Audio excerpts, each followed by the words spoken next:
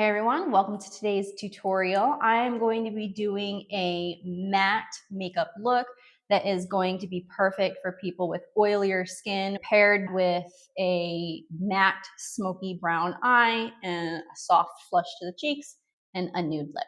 I start every makeup application with the D'Alba First Spray Serum because it is a nice lightweight hydrating spray. It doesn't create any residue on the face. And even if people have more oily skin, you want to make sure that you are not dehydrating the skin with a lot of drying products, because throughout the day, the skin is going to overcompensate and start producing more oil, which is going to make them more shiny, and it's going to start to break down the makeup because you've dehydrated the face. You always want to make sure, even with oily skins, even if you're going for a matte look, that you are still hydrating the skin properly. This is really nice, lightweight. It doesn't interfere with any makeup, and it will help to add enough moisture that the skin doesn't start to create too much oil throughout the day. So I'm gonna have her close her eyes, tilt her face up just a little bit, and I'm gonna mist over the face and allow it to settle. I don't wanna spray directly on the face. It's a little jarring for people. It's a little more comfortable to have her close her eyes and just let the mist fall. It also smells really amazing and people really like how it smells. It's that little extra bit of luxury when you have products that smell really nice as well as work well for the skin. The next product I'm going to use to prep the skin is the Mineral 89 by Vichy. It is a hyaluronic acid serum. And what that's going to do is it's going to bind to the moisture that's in her skin and the moisture that we just put in with the serum spray, and it is going to lock it in. It's also going to make the surface of the skin a little bit tacky. So it's going to start to grip the moisturizer and hold it in place. And like we just talked about, having that moisture in place prevents the skin from producing oil in order to prevent moisture evaporation. That's the purpose of oil on the skin, is to prevent moisture from evaporating from the skin. If the body is sensing that the skin is dehydrated, it's going to produce oil to lock in what moisture it does have in there. So we want to make sure that we're always using products that are going to properly hydrate the skin without interfering with the makeup. I'm making sure to focus this all over the face, so we have a nice even surface. Getting in with a wedge sponge right around the sides of the nose. Open and look up for me. And then tapping it underneath the eyes as well.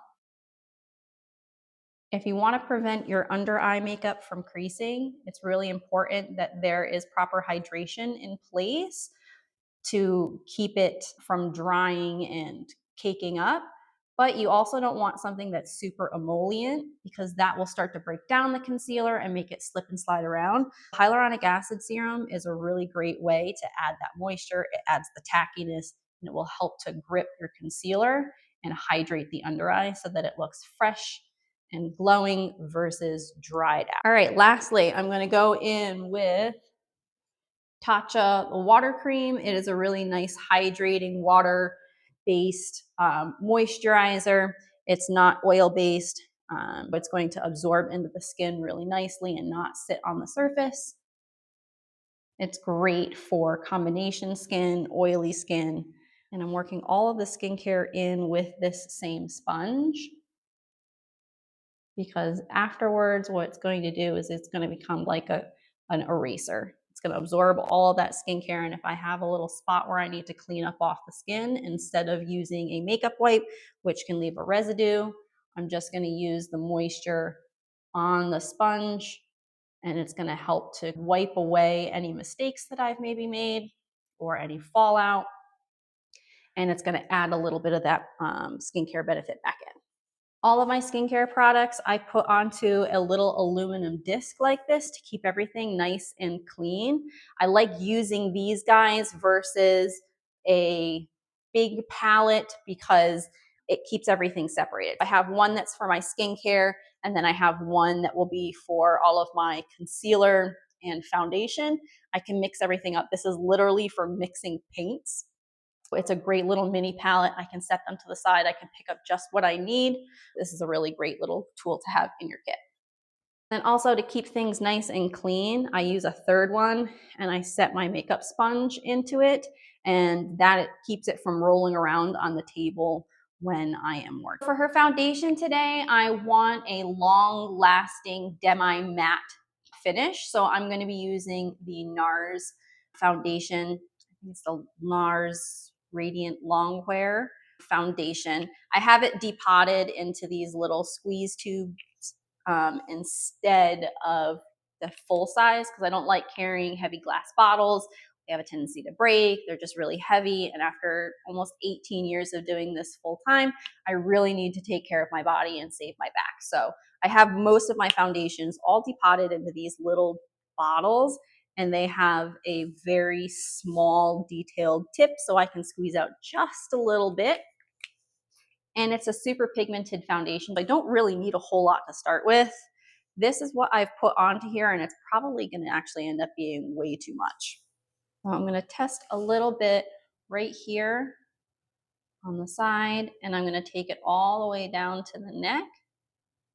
And now with more matte finish foundations, they have a tendency to oxidize and potentially darken. What I like to do when I'm using this foundation is I like to put a little bit there and sit and wait for a little bit to see if it darkens, if it oxidizes, and if I need to use a color corrector. Sometimes fair shades can oxidize and start to turn a little bit orange. In that instance, I have the Face Atelier Blue Adjuster. Let it sit, see what it does. If it starts to turn a little bit orange, I know I need to add just a tiny little bit of this before I add it all over to the whole face with the foundation. I already tested it on her earlier and it did not really oxidize. So we're gonna just move right on into the rest of the application. I'm gonna take this foundation brush. This is the My Kitco Pro in 0.11S, the My Perfect Powder. And I actually really like this as a foundation brush to apply because it is a little bit fluffier. It gives me a little bit more of a diffused finish. So I'm just gonna start to buff out where I already applied that thicker amount to the skin, and you can see it just buffs away and you can't even tell that it's there. I'm going to start my application in the center of the face because that's where people have the most amount of discoloration. I don't want a heavy mask-like look. If I started here and started to work my way in, I might find that I've applied too much here and it's starting to look a little too heavy. I like to just buff everything into the center of the face first. And as you can see, this has that really soft, fluffy texture, and it's really giving it a perfect airbrushed look. We're not winding up with any brush marks. All of the brushes from My Kitco are just my favorite brushes to use. I'm going to be using all of those brushes today. And if you've ever had an opportunity to meet James and Alex, they are two of the sweetest human beings that you'll ever meet. I adore them. They're always at the makeup show in New York, and I try and go every year. And then I will take advantage of whatever show deal they have and load up on a bunch more of these brushes. Usually I end up spending about $200 or so every year getting 10 to 15 new brushes, about depending on what their deal is. I'm just gonna lightly buff over the eyelid just to start to diffuse out any discoloration on the lid. I'm not the kind of person who starts with eyes first. I don't start with a bunch of heavy concealer. I like to work on my skin first and then go back in and spot conceal. And then since we're gonna be doing a soft, smoky matte brown eye, I'm gonna be using some of the Danessa Color Fix matte creams, and I'm gonna diffuse that over to the lid, and that's gonna add a lot of concealing anyways. So we don't wanna pack on too many products. With the eyelid, the skin is really thin. There's a lot of body heat that comes through and transfers, and depending on the shape of the eye, if the bottom of the eyelid is rubbing against the top of the eyelid, you have too much products, it all starts to melt together, and that's when you get creasing and the color doesn't last for very long. If we're doing makeup for a wedding day, we want that to last 8, 10, 12 hours or more, and we want it to look fresh and perfect the whole time, so we don't want to overload on product. Thin, even layers is going to be your best bet. And so you can see just how much beautiful coverage it gave. Very little that I used. I've maybe used a quarter of what I put into this tray. We're gonna do the same thing on this side. So I'm taking the brush and I'm picking up just a little bit off of my palette each time, and I'm just very lightly buffing it in. You can see just very little at a time, buffing it in, and it's giving that really beautiful airbrush finish. And because this foundation is so beautifully pigmented, it's concealing and evening everything out, but we don't have a lot of product on the skin, so it's not very heavy at all. Now, if her body was a different color than her face and we needed to match those, I would take it down a little bit further and match it up to the area where there was a differential in the color. Or if she had a spray tan all over her body and her face was lighter, I would obviously match the face to the body, but we want to make sure that we don't forget the ears, because those often get forgotten and then they have light ears and the rest of their body is really tan. Those little details really help to set things apart. You can see where even just a little light layer is starting to crease up on the eyelid. That's why we don't want to put too much there. We want to work in really thin layers. What I'm going to do is I'm just going to brush back over that, and I want to soften any creasing up now because I don't want it to start to set that way. If we let it set in that placement, it's going to be really hard to work through later on, and our eyeshadow is not going to blend as well. We want to have her keep her eyes closed, let it set. And what I'm going to end up doing actually is I'm going to set it with a little bit of powder right now. I'm going to take the Laura Mercier Secret Brightening Powder and my spatula, and I'm going to pick up just a tiny little bit, and I'm going to put it into one of my little trays here. I'm going to take a triangular powder puff, and I'm going to just press a little bit into the tip, and I'm going to lightly tap it over the eyelid. This is going to help to soak up any oils that the eyelid is starting to create while I'm doing the rest of the face, and help to lock the foundation into place and not spread around. I've been really loving the Rare Beauty Soft Pinch Contours lately. I have this one in Gentle. It is perfect for fair skins. It's not too warm, and it gives a really nice natural shadow to the face. So that's what I'm going to be using today. And for this, I'm going to be putting it onto my palette. Just one little bit here. That's all I'm going to use. I'm using another My Kitco brush. It's the My Flawless Face Small. It's the 0.21. It is a nice domed, smaller head brush, and I'm going to be using this for the contouring. So I am dipping it in and tapping around to make sure that I have a nice even coating all over the surface. And I'm going to start with contouring. And what I'm going to do is I'm going to start at the back of the cheekbone and little patting motions, working towards the mouth. I found with the Rare Beauty products, instead of swiping or buffing, they work best when tapped in. So I'm going up and down along that cheekbone, ever so slightly higher than where the actual recession of the cheekbone is. I'm going on the actual cheekbone.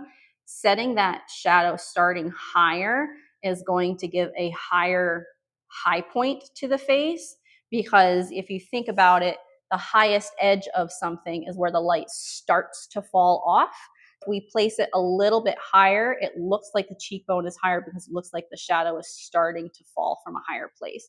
If we went right in alongside here, that would actually start to drag the cheek down, because it would look like here is the highest point on the face. The highest point on the face is up here. I'm applying it there, and then I'm starting to tap down. We're sculpting out the whole cheekbone here.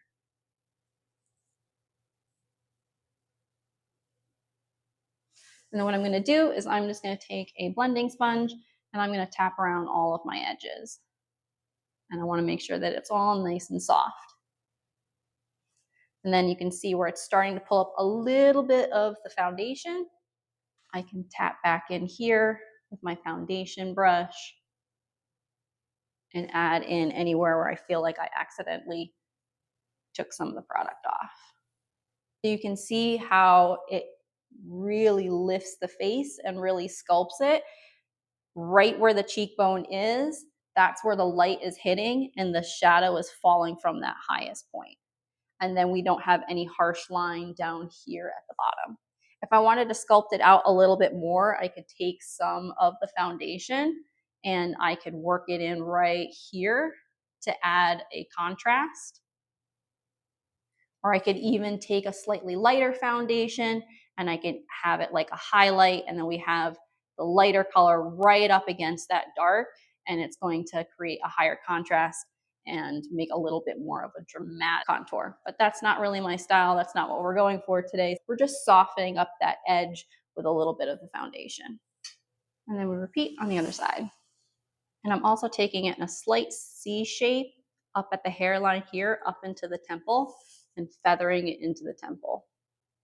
She doesn't have a huge forehead. She has a normal size forehead. So we don't need to add a ton of contouring in and shrink the size of her forehead. We want to add just a little touch of shadow at the hairline. And then if we feel like we need a little more warmth to the forehead, we can add that in with bronzer later. I'm going to go in with a nice thin line of contour right at the hairline, just to give a soft perimeter to the face.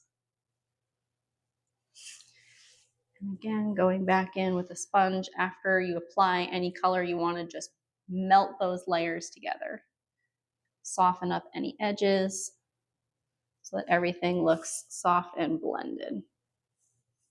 For blush today, I'm going to be using the Patrick Ta Double Take Cream and Powder Blush, and She Goes to the Gym. It's a really soft, rosy flush. And I'm going to start actually with the cream, and I'm going to scrape just a little bit off, just the tiniest little bit. I like going in with all of my creams first and then setting everything with powders, even though with his stuff, you put the powder down first and you add the cream back on top to add luminosity. I like sandwiching it. I like the cream first, then a touch of the powder, and then a little bit more of the cream for that luminosity back. I'm going to spread it out onto my palette. I have a nice, soft, even layer. And I'm going to be using the My Kitco 0.6, My Flawless Contour. I like this one for cream blushes because it is angled, so it grabs and it sculpts the cheekbone really nicely. And I'm going to start tapping that right over the edge of that contour. It's going to add some depth to the color too, to keep it from looking chalky. I like to just gently brush over the corner of the eye area here. Instead of going up too high with the blush, I like to just give a soft wash over the area to pull everything together. We don't just have one block of blush that kind of creeps up underneath the eye. I just like a little bit of a soft wash. Then I'm going to go back over it with the coordinating powder blush and the My Kitco in 0.27 My Soft Powder.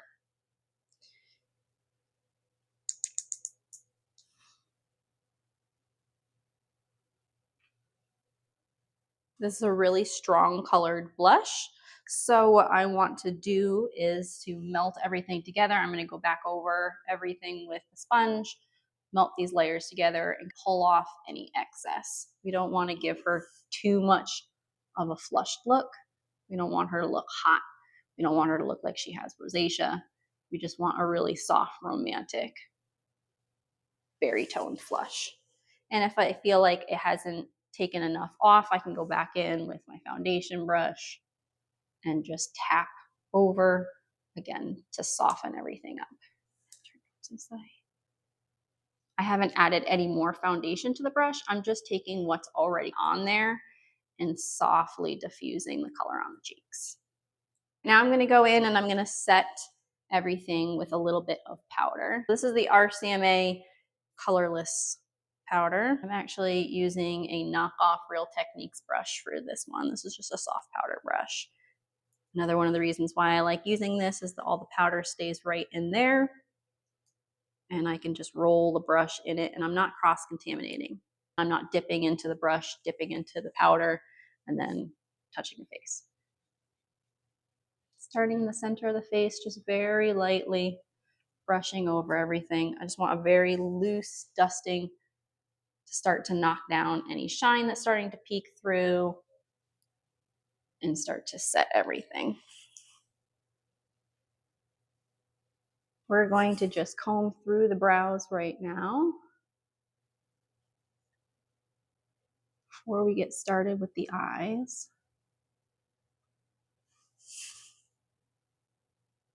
I want to see what kind of shaping we might need to do to those. I like to do brows after the rest of the eye look. I feel like I have less of a tendency to overdo it on the brows, and I keep the brows a little bit softer when I do them at the end. We're going to go in and we're going to start with the eyes now. We are doing the Color Fix Matte in Chocolate from demi-matte, and we're going to take just the tiniest little dot of that, and we're going to put it on one of our little trays here. Tiny, tiny little dot. And then I'm going to take another My Kiko brush, 1.27 in the My Soft Blender, and I'm going to just tap that in. And again, we want to pick up just a tiny little bit of product on the tip of the brush. We're just going to softly sweep that along the lash line to start to create our base.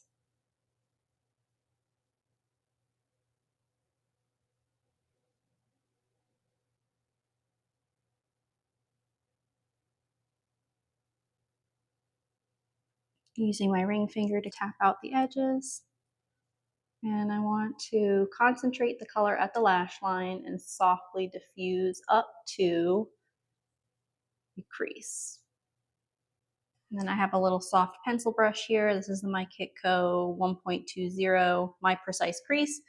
And I am just going to soften on the inner corner because I have fingernails and I don't want to poke her in the eye. So I'm just using my little small detail brush to soften. I want to work a little bit quickly with these because they do set pretty fast. We're going to pick up just a little bit here and do the same thing on the side. I'm going to take a little bit of bronzer. This is the Cover FX Sun Kissed Bronze. It's got a matte bronzer and then a coordinating highlight. I'm going to take a little bit of this matte bronzer on the My Sheer Blender 1.29 from My Kiko. What I like to do is tap it into that. This product can create a little bit of fallout, and I don't want to have too much on my brush. I like to just tap it into the lid to give a nice even surface. It packs it down into the bristles, so there's less of a chance of it falling out, and you're not wasting product by tapping it off. You're tapping it in. And I'm just going to run that right along the crease here. The base color that we put is like a purpley brown. It's much cooler. I don't want it to be too contrasty, so I am just using a little bit of this slightly warmer bronzer to soften up and diffuse the edge and to warm it up just a little bit. And then underneath the eye, I'm going to take the My On Point Blender Small 1.3, and I'm going to do just a little bit of that warm bronzer as well. Good morning. Another one of the reasons why I don't like to go in with concealer yet, because I don't want to have to go back and blend and do all of that with my eyeshadows. I like to just do any shadow under the eye and then softly get up to that area with the concealer afterwards. I take a matte nude shade from Viseart,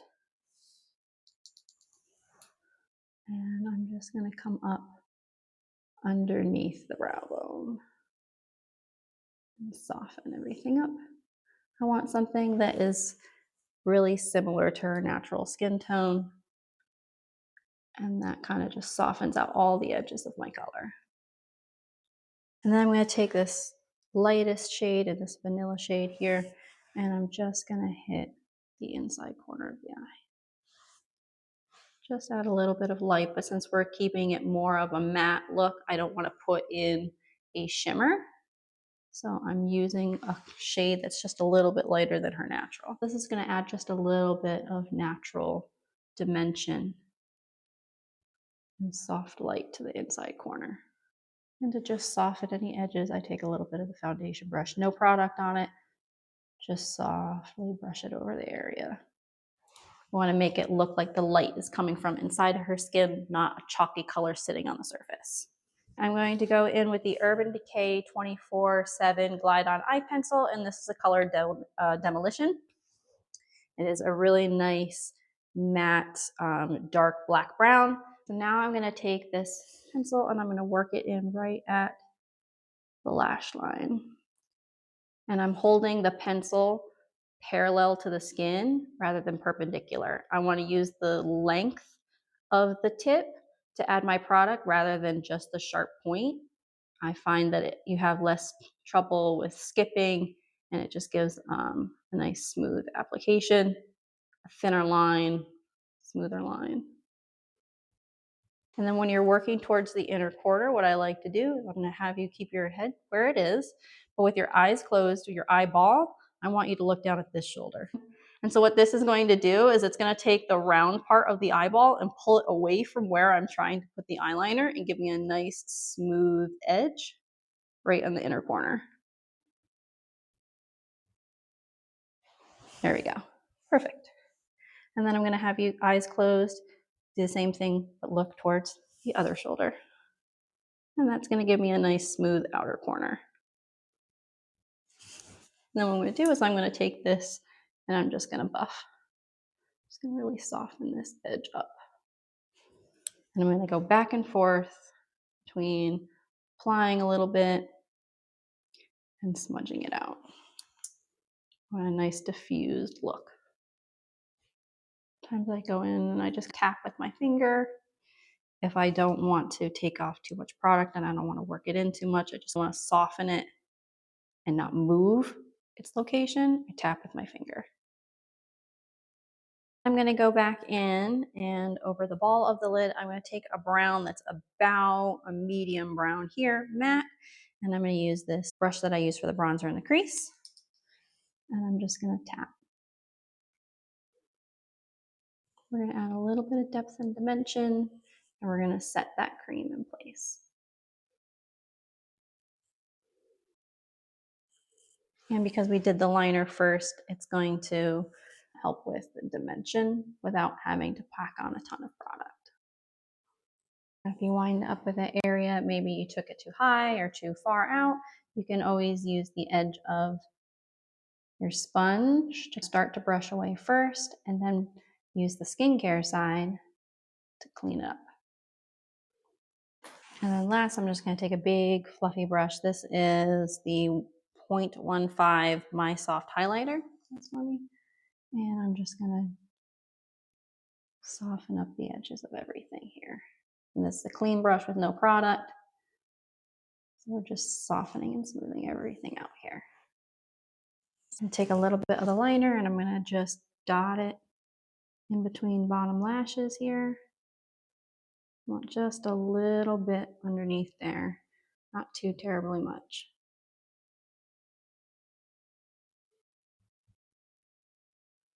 I don't like putting, even waterproof eyeliner, I don't like putting it in the waterline because I find that it migrates to the inner corner, and if people are going to be crying, wiping at their face, sometimes they forget that the eyeliner is there if they're not used to it. I find that I end up having to touch it up and it just doesn't always look quite as nice. I like to give a little definition that way. And then back with that medium brown, this little guy here, and soft swipe just to diffuse it and set it into place. I like to apply strip lashes sometimes in clusters. It gives the look of applying individual clusters, but I still get the shape of a full lash and I don't have to overthink my placement. What I'm going to do is I'm going to take this 421 from Ardell, the Naked Lashes, and I'm actually just going to chop it up into little clusters of 2 or 3 knots. I'm going to start off by putting a dot of the Duo Dark Lash Glue onto my little tray here and letting that start to get a little bit tacky. I'm going to start with my inner corner and I'm going to start with my taper here. I'm going to tap it into glue right along the lash band. I want just a tiny bit. close for me. And I'm going to start with right here. I'm going to lay it down. And then I'm going to go out to my outer corner. I'm going to find another section that has a little bit of a taper to it. I'm going to tap that in. And I'm going to apply it right down here.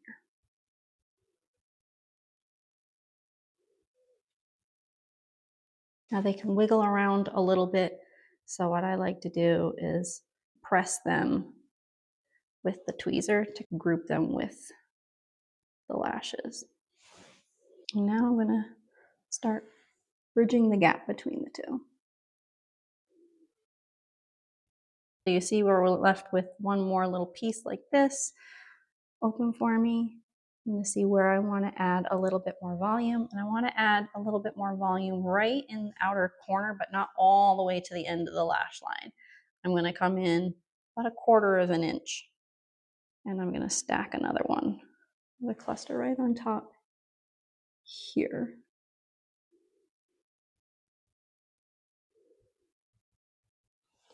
For me. There we go. So I like that little soft fluffiness right there. And now I'm going to take a set of tweezers like this. This is one from Moxie Lash.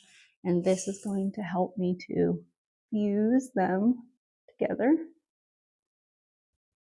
Anywhere that I have them overlapped, it's going to help to straighten them out. And what I do is I clamp down and I ever so gently push the band against the skin. Now we're going to do a little bit of mascara, and I like to use a combination of tools to do the mascara when I have false lashes. I have a really skinny disposable mascara wand, and then these little guys, which are actually for cleaning behind braces. So these I'll use for the bottom lashes, which tend to be a little bit thinner, but I'll also brush them through so that we're not putting too much mascara onto the false lashes, because I want them to still have a really soft, fluttery effect.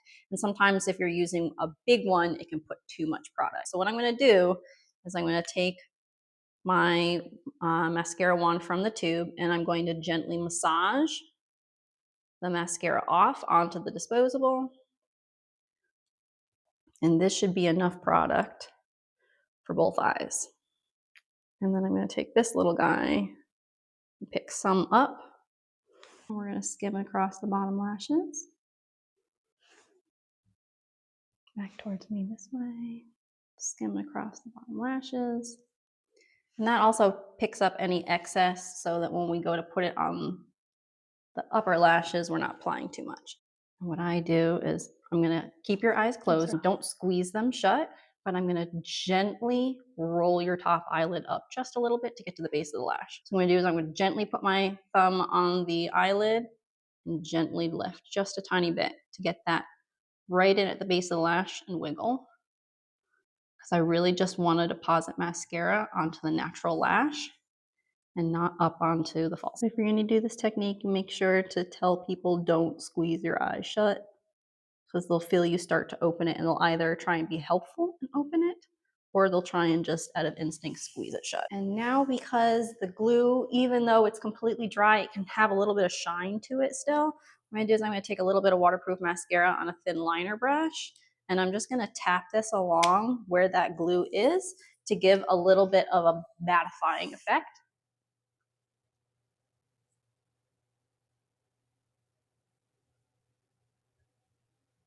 I don't necessarily want to go in and draw on eyeliner, but I want to cover up a little bit of that glue. So I'm just going over the area there. And it just mattifies that shine. And it's waterproof because it's the waterproof mascara. It's not going to go anywhere. Okay, so now we're going to go back in and we're going to do the brows. Now that we have the eyes done, we can softly go in and we can fill in the brow without worry about maybe going a little bit too heavy. So close for me. I'll brush back up again in case they got messed up.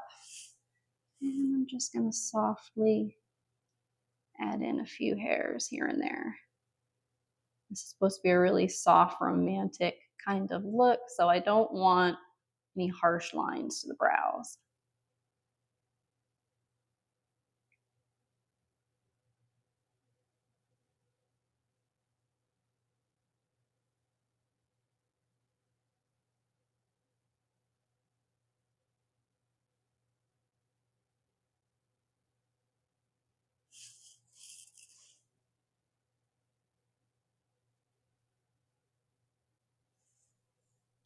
Now, if I know I need to add a little bit to the back of the brow, but I'm unsure of how far to take it, what I can do is I can brush the brows down a little bit, take a look and see what that back line looks like. Say, okay, I need a few little hairs in here. Brush the brows back up, and I don't have to worry about having taken it too far. Instead of brow gel, I'm just going to use a little bit of hairspray onto the spoolie here because I want a really soft look. I don't want like a harsh laminated brow look. I just want to give a little bit of hold. I find a hairspray works really well for that. Sometimes brow gels are a little too extreme and they can add a little bit of residue. This is just going to have just a little soft hold. All right, last but not least, we are going to do lips. I'm going to use the Makeup Forever Artist Color Pencil in Endless Cacao.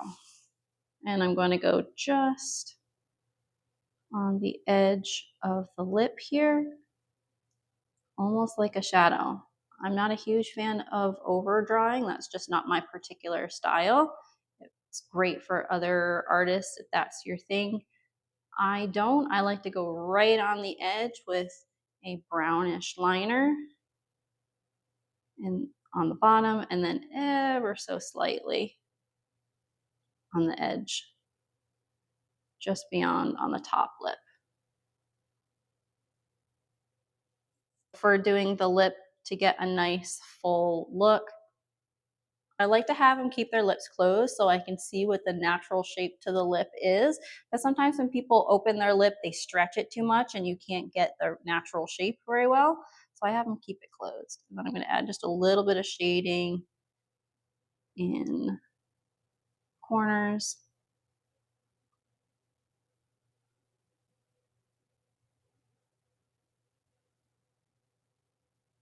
And right up into the top of the Cupid's bow here.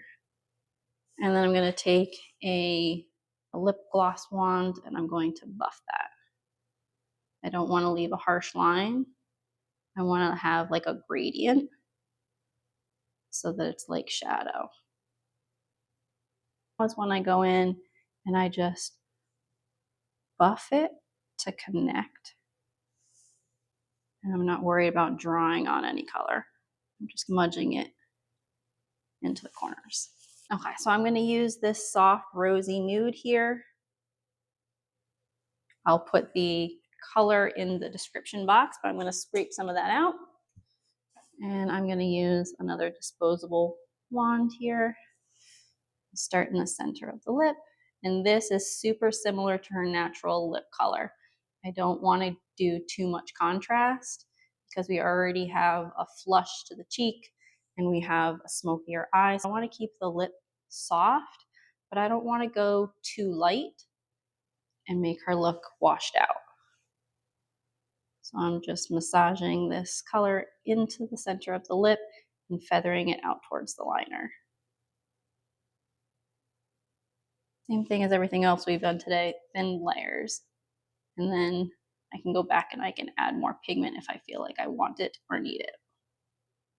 So majority of the look is done. We're just gonna spot conceal and conceal under the eyes and then set everything into place.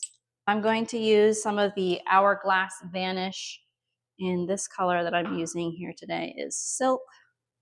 I'm gonna just scrape it off on the side here. Don't need a whole lot. And for underneath the eyes, I'm going to take this one. It is the My Domed Multi 0.13. I'm going to pick up a little bit of that and I'm going to mix it into the foundation. And I'm just going to tap it along underneath the eye here to apply. And then I'm going to take my foundation brush and I'm going to gently sweep the edges.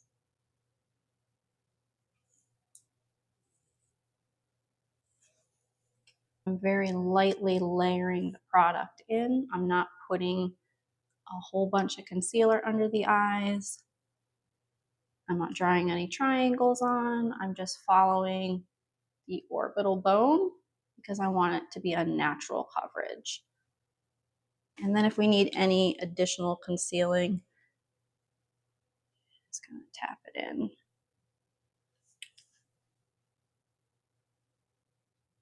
Now I want to take a look and be like, okay, is there any refinement that needs to be done? I would hand my client the mirror, ask them. I feel like it could use a touch of bronzing, so I'm going to use a little bit of bronzer, and I'm going to use my fluffy brush again, and I pick up a little bit of the NARS, one of the bronzers. I can't remember which number this one is. And I'm just going to start with the perimeter of the face, where the sun naturally hits. So I'm going to start over the forehead and sweep down.